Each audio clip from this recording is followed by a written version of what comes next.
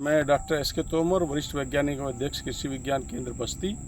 आज हम बात करेंगे आपसे अंजीर के पौधों के बारे में या अंजीर की खेती के बारे में। अंजीर आप सभी जानते हैं कि आज सभी लोग हेल्थ के प्रति बहुत ही सावधान हैं और जितने भी अपनी बॉडी मेकर्स हैं या आम स्वस्थ है, सवेरे एक पीस दो पीस जो है अंजीर का खाना चाहता है। जो भी अंजीर प्राप्त करते हैं, जो खाते हैं हम मार्केट से लेकर के, वो अंजीर प्रोसेस्ड अंजीर होती है।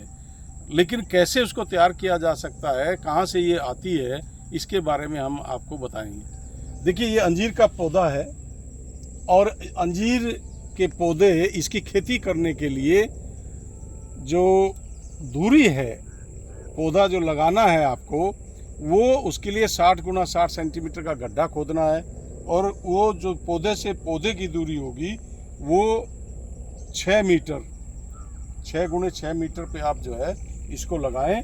और आप देखें कि वैरायटी का इसमें बहुत इम्पोर्टेंस होता है, महत्व वैरायटी का सभी पौधों में बहुत महत्व होता है। तो जो अंजीर की वैरायटियां हैं उनमें फलत के हिसाब से आप देखें वैरायटी को किसान को चुनाव करना चाहिए।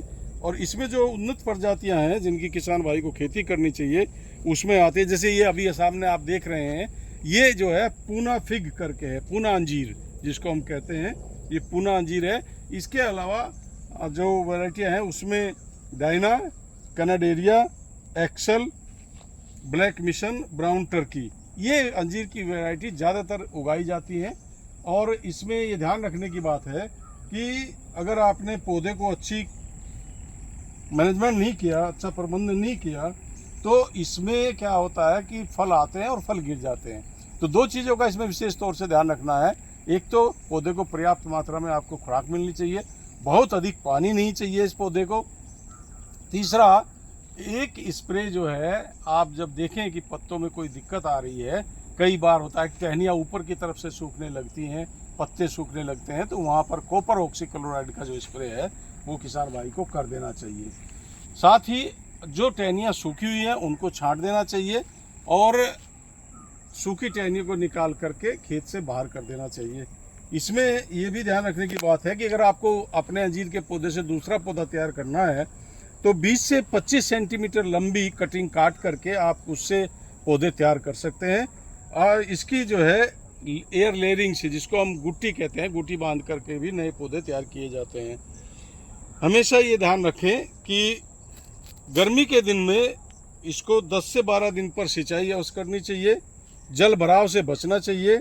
खाद की जो मात्रा है अंजीर के पौधे को 15 से 20 किलो गोबर की सड़ी खाद, 150 से 200 ग्राम नाइट्रोजन, 100 ग्राम फास्फोरस, 150 ग्राम जो है पोटास, ये साल भर में देना चाहिए। इसको 2 बार में आप दे सकते हैं और इसको बढ़ाते हुए, धीरे धीरे इसको बढ़ाते हुए आप जो है 10 साल तक ले जाएं और फिर ये एक मात्रा इसकी फिक्स हो जाती है।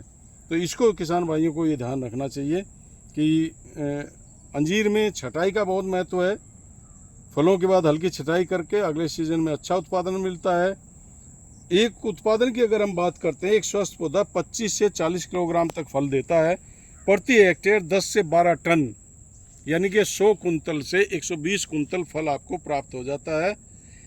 इसमें जो रोग और कीट लगते हैं उसमें जड़ सड़न होता है, जल भराव से इसके लिए बचाव करें, बोर्डो मिश्रण का प्रयोग करें। अंजीर की फल मक्खी, इसके लिए ज़रूरी होता है कि आप फलों को बैगिंग कर दें, यानी कि छोटे छोटे जो उसके कवर होते हैं उनको लेकर के लगा दें, या फिर फल मक्खी के लिए आप जो है फेरोमोन ट्रैप लगा दें। वो बहुत अच्छा एक आसान और सस्ता उपाय है। पाउडरी मिल्डू इसमें एक रोग लगता है, उससे बचाने के लिए आप सल्फर का स्प्रे 1 से 2 ग्राम प्रति लीटर पानी की दर से आप सल्फर का स्प्रे इसमें कर दें। कैल्शियम इसमें पर्याप्त मात्रा है, अंजीर का हम प्रयोग करते हैं। कैल्शियम, आयरन और फाइबर बहुत अच्छा होता है, इसीलिए हेल्थ की दृष्टि से, स्वास्थ्य की दृष्टि से बहुत अधिक लोग इसको पसंद करते हैं। और सवेरे हम ये देखते हैं कि एक अंजीर का टुकड़ा और एक गिलास गर्म पानी पीने से सब जो कब्ज़ की शिकायत है या कमज़ोरी की शिकायत है, अगर आप इसको 1 महीना 2 महीना करते हैं तो दूर हो जाता है। धन्यवाद।